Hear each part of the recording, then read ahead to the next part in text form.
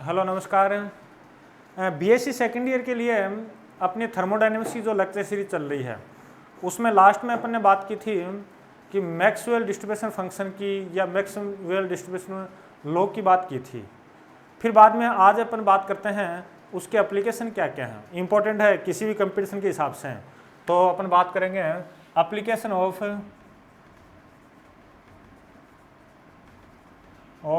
Maxwell distribution function. अब देखो एक सेकंड के लिए आपके वो लास्ट में अपने फाइंड आउट किया था ना मैक्सवेल वेग बंटन नियम फाइंड आउट किया था हिंदी में, मैक्सवेल वेग बंटन नियम। उसके अकॉर्डिंग अपने लास्ट में ये लिखा था कहीं पे डीएनसी यानी उन पार्टिकल्स की संख्या जिनकी वेलोसिटी सी से सी प्लस डी सी के बीच में है, और ये आपका आया था 4 पाई एन और यह था m अपॉन 2 पाई के टी 2 पाई के टी की पावर 3/2 और ये लिखा था exponential minus m c square upon 2 k T और सी स्क्वायर डी सी। ये फाइंड आउट कर लिया था। तो ये आपको याद रखना है, इसका कोई शॉर्टकट नहीं है क्योंकि एप्लीकेशन के अंदर काम में आएगा। फिर बाद में मैं इसी को ऐसे भी लिख सकता हूँ 4 पाई एन और ये लिखा b अपॉन पाई की पावर 3/2। ये इसको जो है ना ये m अपॉन 2 के टी को मैं क्या लिख रहा हूँ b लिख रहा हूँ, तो यह आ जाएगा e की पावर बी सी स्क्वायर और सी स्क्वायर डी सी। यहाँ b किसको लिखा है, b लिखा है m अपॉन 2 के टी। याद होगी सबके, ठीक बात ना। इसके बाद में एप्लीकेशन नंबर फर्स्ट जो दो परीक्षा में आता है, ये तो मैंने याद करने के लिए बताया है कि आप इनको याद रखो, या तो इसको याद रखो या इसको याद रखो, क्योंकि वहाँ पर इससे पहले वाले टॉपिक के अंदर बात की थी। तो लास्ट में जब फाइंड आउट करते हैं तो आंसर का तो पता होना चाहिए कि क्या निकलेगा, और ये न्यूमेरिकल में एप्लीकेशन में काम में भी आता अपना, ठीक है। अब देखो सबसे पहली बात है एवरेज स्पीड, तो ये लिखूंगा एवरेज स्पीड यानी औसत चाल। औसत चाल, औसत निकालने के लिए अपने पास में औसत शायद सबका निकाला हुआ है। यह फॉर्मूला होता है c bar equal to 1 upon n और 0 टू इनफाइनाइट और c d c, c d n c. बात क्लियर होगी सबके। देखो एक सेकंड, इसका औसत एवरेज निकाल ले तो ये कर दिया, स्क्वायर का निकालते तो स्क्वायर कर देते, 1 अपॉन एन से डिवाइड करते हैं। फॉर्मूला आप याद कर लो, हमेशा काम में आता है, 12th में भी कहीं पे काम में लिया होगा और कहीं भी काम में लिया होगा। डीएनसी का मान रखने पर, डीएनसी का मान रखने पर बोलो क्या आएगा, C bar equal to 1 upon n 0 to infinite 4 pi n b upon pi की पावर 3/2, वहाँ से देख लो, और ई की पावर बी सी स्क्वायर और ये लिखा सी स्क्वायर डी सी। अब देखो यहाँ पर डी सी जो है यानी सी के रेस्पेक्ट में हो रहा है, तो बाकी जो सामान है उसको बाहर निकाल दें, बाकी जो कांस्टेंट क्वांटिटीज़ हैं उनको बाहर निकालो, और जब बाहर निकालेंगे तो ये आपको प्राप्त हो जाएगा सी बार। इस एन से या एन कैंसिल हो जाएगा, तो क्यों लिखे फालतू में, बाहर आएगा अपना 4 पाई और ये लिखा b अपॉन पाई की पावर 3/2, 4 पाई b अपॉन पाई की पावर 3/2, और इसके अंदर रह गया e की पावर बी सी स्क्वायर। एक थोड़ी सी दिक्कत होगी, देखो इसमें ये c तो छोड़ ही दिया, तो ये तो लिखा c है ना।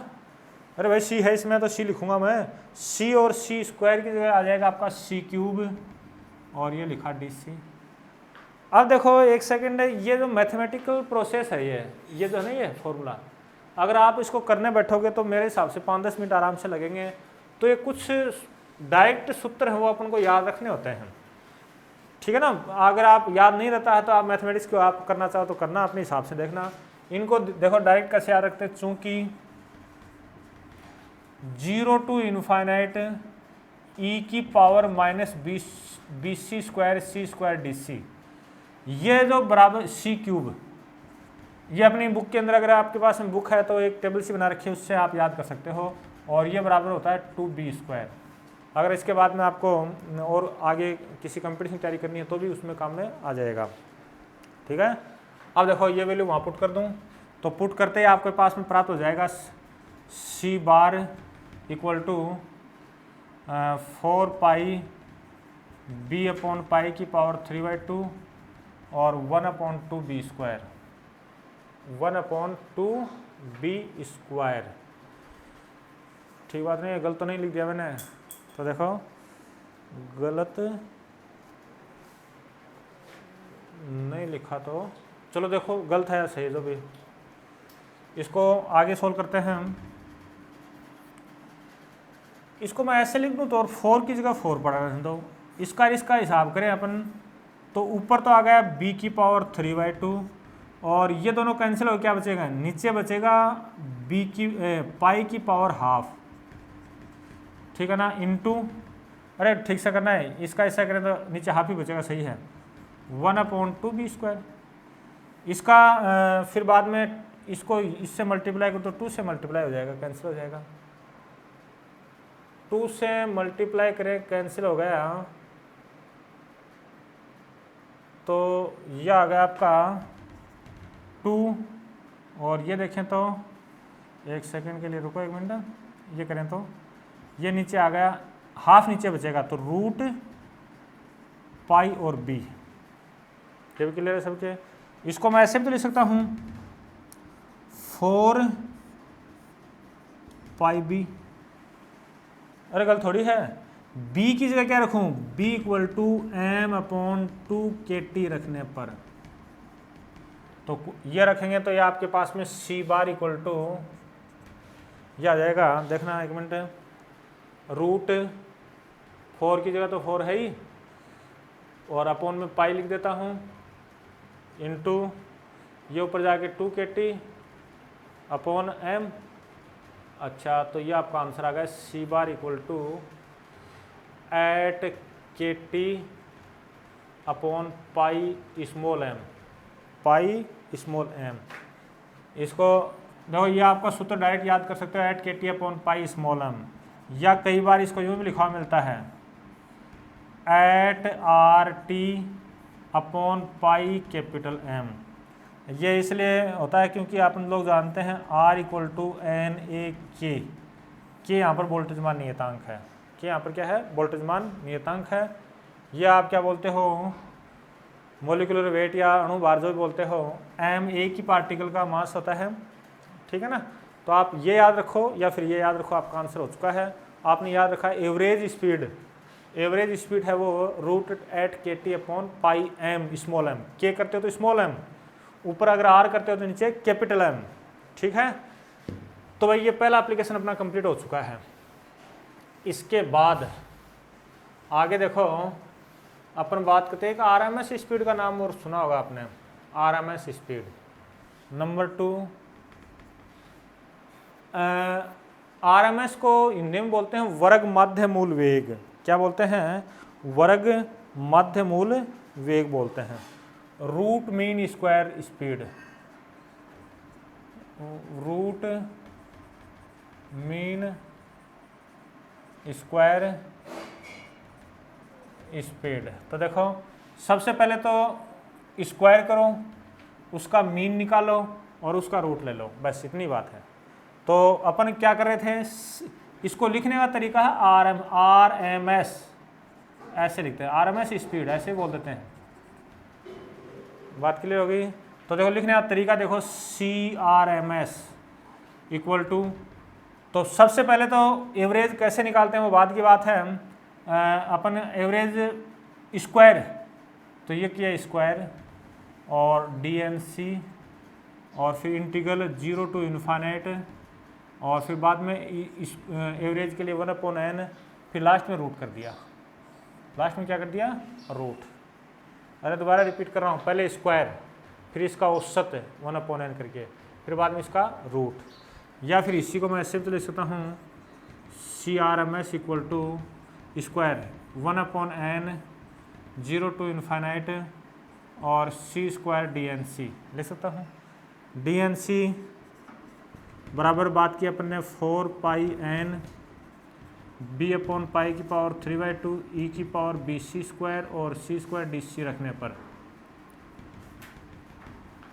चलो रखो, तो ये आपका आ गया सी आर एम एस का square equal to 1/n 0 to infinite c square को पढ़ा दो, इसकी जगह पर लिखूँगा 4 pi n b upon pi की पावर 3/2 और ई की power minus b c square और सी स्क्वायर डी सी। ये एन आपका बाहर आके कैंसिल हो जाएगा, तो क्या आ गया बाहर 4 पाई और b अपॉन पाई की पावर 3/2, ये बाहर निकाल दिया, अंदर रहेगा आपका 0 to इन्फाइनाइट और e की power minus b c square और c की power 4 d c, c square और सी स्क्वायर डी सी। ठीक है, अब देखो अपन बात करते हैं वही दोबारा, इस जो इंटीग्रेशन आपके सामने दिखाई दे रहा है, इसकी वैल्यू अपन डायरेक्ट याद रखेंगे और डायरेक्ट वैल्यू देखो इसकी मैंने बताई थी टेबल है, उस टेबल से आप लिखोगे, डायरेक्ट याद रखना है, क्योंकि इसकी जो डायरेक्ट वैल्यू है वो आएगी आपकी, क्योंकि इंटीग्रेशन 0 to इन्फाइनाइट e की power minus b c square और c की पावर 4 डी सी, ये बराबर होती है 3/8 और पाई अपॉन बी की पावर 5 की power half, pi upon b की पावर 5 की पावर क्या होती है, हाफ होती है। तो ये वैल्यू पुट कर रहा हूँ, मान रखने पर तो आपका C R M S square, ये सी स्मॉल ही है, बड़ा तो दिख ही रहा है, लग ही रहा है, यह आ गया आपका 4 पाई और b अपॉन पाई की पावर 3/2 और इसकी जगह क्या लिखा मैंने 3/8 पाई अपॉन बी की पावर 5, ये 5 है, की पावर क्या लिखा आपने, हाफ लिखा। इसको कैलकुलेट करो, तो कैलकुलेट तो मेरा तो ये प्रोसेस होता है हमेशा कि 1 पाई तो ये है ऊपर, हाफ ये है, ये 3/2 है, तो पाई से तो पूरा पाई कैंसिल। ठीक है, 4 2 8, 4 2 आपका क्या हो गया 8 हो गया, तो देखो मेरे हिसाब से 3/2, तो ये हो गया अपना b की पावर 3/2 है, ये 5/2 है, तो कितना बचेगा 1/b बचेगा, 1/b। अपन लोग जानते हैं b इक्वल टू क्या होता है m/2 kT, m/2 kT, तो ये आपका आ गया 3/2 और 2 kT/m, और यह 2 से 2 कैंसिल है, तो 3 kT/m, और ये है CRMS का स्क्वायर। यहीं से आपको प्राप्त हो जाएगा CRMS equal to √3 kT/m। Small m दोबारा रिपीट कर रहा हूँ, प्रत्येक पार्टिकल का मास है, ठीक है ना। इसी को मैं चेंज करके ये लिख सकता हूँ CRMS इक्वल टू 3RT/M। ये R है और R को क्या बोलते हैं सबको पता है मेरे हिसाब से, गैस नियतांक होता है हम, और R ये भी होता है अपना, R की जगह लिख सकते हैं Na और K। Na एवोगाड्रो नंबर है, K आपका वोल्टेज मान नियतांक है। इस प्रकार से अपने 2 एप्लीकेशन कंप्लीट होते हैं। एक एप्लीकेशन और है, बढ़िया इंपॉर्टेंट है, वो अपन नेक्स्ट वीडियो में करते हैं। उम्मीद करता हूँ कि ये वीडियो आप, टाइम बहुत जा चुका है तो धीरे धीरे आप देख रहे होंगे। थैंक यू, धन्यवाद।